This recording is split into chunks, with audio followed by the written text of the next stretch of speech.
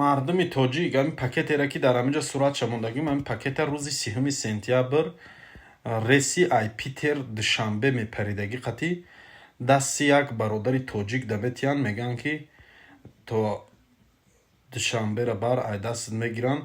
ҳамн бародар як номерои телефон метия дар ҳамо бачаҳо, номери телефон кор накардестай.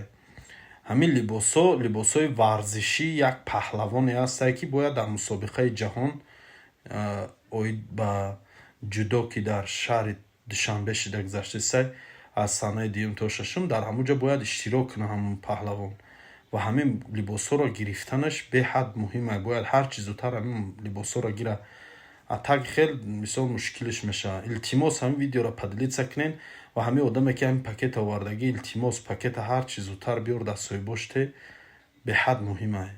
ҳатто паҳлавон бе либоси варзишӣ мемонад.